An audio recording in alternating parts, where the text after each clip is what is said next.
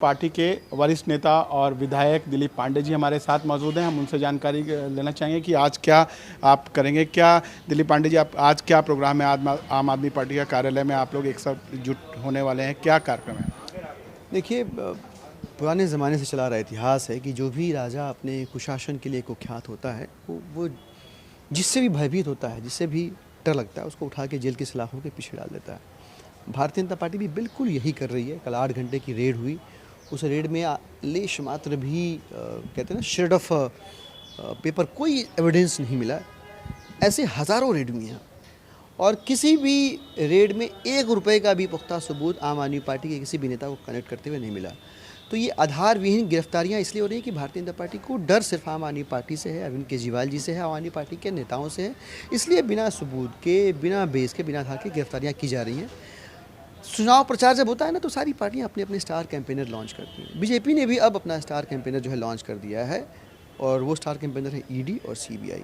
ED और CBI के ज़रिए भाजपा आने वाले चुनाव को जीतने की कोशिश कर रही है। उनके पास न सुशासन का दम है, न जनता का आशीर्वाद है, न काडर है, कुछ नहीं है। अब उन्होंने तय कर लिया है कि उनके स्टार कैंपेनर ईडी और सीबीआई होंगे और गिरफ्तारियों के ज़रिए जो है आगामी चुनाव को। लेकिन अब जनता ने मन बना लिया है, कुछ होने वाला नहीं है इनके तमाम प्रयासों से। ये गिरफ्तारियों का सिलसिला शुरू हुआ, रुकेगा भी नहीं, अभी और गिरफ्तारियां करेंगे।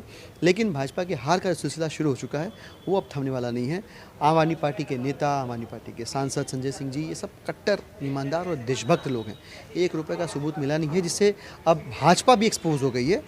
हम यहाँ पे उसी दोहरेपन को, बदले की भावना की राजनीति को और भाजपाई अहंकार को एक्सपोज करने के लिए इकट्ठा हैं।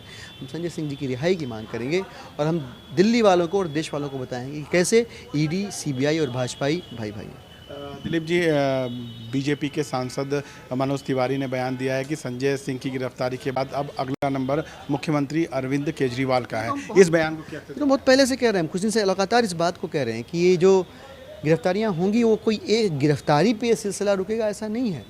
ये इनका गुस्सा कहाँ ख़त्म हो रहा है, इनका भय कहाँ ख़त्म हो रहा है? भाई, चुनाव के पहले तो भय ख़त्म होने वाला नहीं है और चुनाव के बाद यही ख़त्म हो जाने हैं। तो उस भय की स्पष्टता है ये सारी गिरफ्तारियां, और एक के बाद एक आप देखिएगा, ये सिलसिला रुकेगा नहीं। बहुत सारे लोगों को फर्जी आरोप में, बेसिर पे के आरोपों में गिरफ्तार किया जाएगा। ये बात हम कह रहे थे, आज बातों बातों में सांसद तिवारी जी ने भी इस बात को कह दिया, जिससे और स्पष्ट हो गया कि सारी रणनीति, कूटनीति भारतीय जनता पार्टी के दफ्तर में बैठ के बनाई जा रही है और ईडी, सीबीआई जो है भाजपा के अनुषांगिक संगठन बदल चुके हैं। लेकिन जब मनीष सिसोदिया की गिरफ्तारी हुई और संजय सिंह की अब गिरफ्तारी हुई है, उसके बाद जो जिस तरह आप लोग कहते हैं कि राजनीति से प्रेरित ये गिरफ्तारियां हैं, उसके बाद भारतीय जनता पार्टी की तरफ से बयान आता है कि ईडी जो है वो एक स्वतंत्र एजेंसी है और अपने नियम के अनुसार कार्रवाई कर रही है। इस बयान को आप किस तरह दें? वही है, ईडी की स्वतंत्रता भारतीय जनता पार्टी के चंगुल के अंदर है। तो आप उस कमरे के अंदर स्वतंत्र हैं, आप भारतीय जनता पार्टी के दफ्तर के अंदर स्वतंत्र हैं, और उसके बाहर कितने स्वतंत्र हैं, सुप्रीम कोर्ट की कल परसों की जो टिप्पणियां आई हैं, उसी से आपको आइडिया लग जाएगा कि साफ साफ ईडी को जो है कोर्ट रगड़ रहा है कि आप ऐसे ही अरेस्ट मत करिए आप।